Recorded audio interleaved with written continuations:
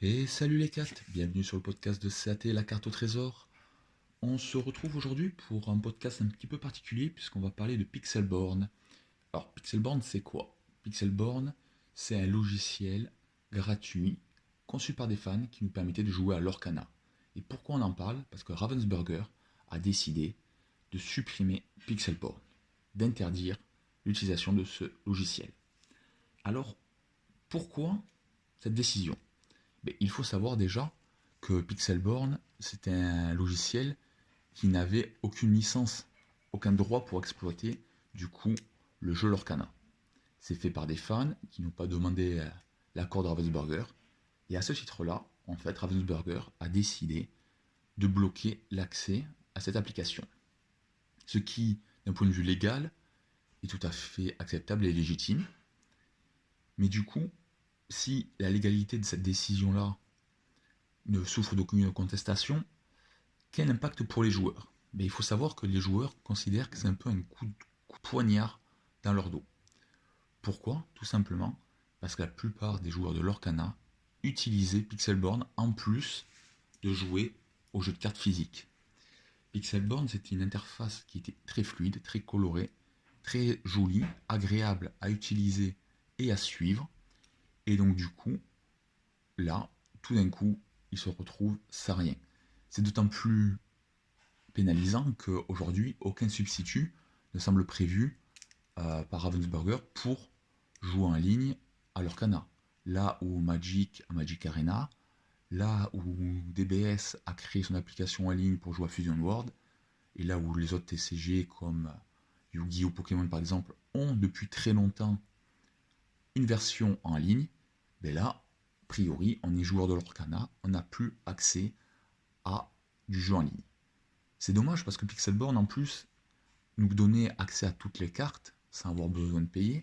Et donc du coup on pouvait build nos decks comme on le souhaitait, tester de nouvelles choses et jouer avec ses amis ou avec des inconnus. Donc cette décision, il y a du mal à passer auprès des joueurs. Et c'est ça qui peut être intéressant, c'est de voir l'impact que ça va avoir. Parce que si on regarde un petit peu les conséquences pour le jeu, il faut imaginer que y a beaucoup de joueurs qui peuvent être isolés, qui n'ont pas accès à des boutiques à côté de chez eux, qui sont obligés de prendre la voiture, de faire beaucoup de kilomètres pour pouvoir jouer avec d'autres joueurs dans des boutiques physiques. Et ces joueurs-là qui consommaient principalement leur cana en ligne, du coup risquent de ne plus consommer leur cana du tout.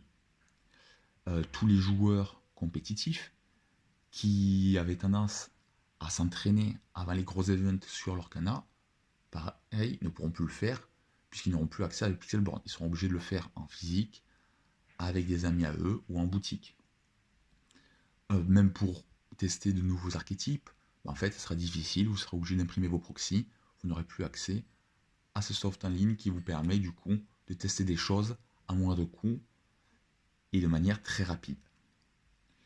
L'impact, il va être surtout, je pense, pour les créateurs de contenu. Il faut savoir que beaucoup de youtubeurs, de personnes qui faisaient des lives sur Twitch, en fait, utilisaient Pixelborn pour faire découvrir le jeu à leur communauté. Et c'est normal, puisque comme je vous l'ai dit, Pixelborn vous donnait accès à toutes les cartes, donc c'était très facile de build des decks, de pouvoir s'entraîner avec, et de présenter le jeu avec une interface qui était facilement utilisable et surtout très agréable à regarder. Et là, tout d'un coup, ils n'ont plus ce support numérique qui a fait un peu leur force lors des premiers chapitres. Donc ils vont être obligés de se réinventer, et l'expérience risque d'être plus difficile et moins facile à regarder pour les suiveurs, car en effet, il n'y aura plus cette interface jolie, colorée et bien foutue. Moi, ce qui me chagrine un petit peu dans cette décision-là, c'est que Pixelborn, tant bien même en soi c'était illégal puisqu'il n'avait pas négocié avec Ravensburger des droits d'exploitation de la licence, et un support qui a permis l'acquisition de beaucoup de joueurs. Je donne l'exemple des créateurs de contenu. Il faut savoir que beaucoup de gens se sont mis à Lorcana ou se sont intéressés à Lorcana via ces créateurs de contenu.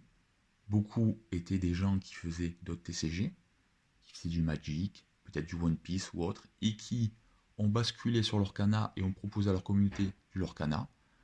Ça a certainement plu à certains d'entre eux, qui se sont mis du coup à jouer aux jeux de cartes. Si il n'y avait pas eu Pixelborn comme support, peut-être que certains, face à la difficulté de proposer du contenu facile et agréable à leurs viewers, du coup ne l'auraient pas fait.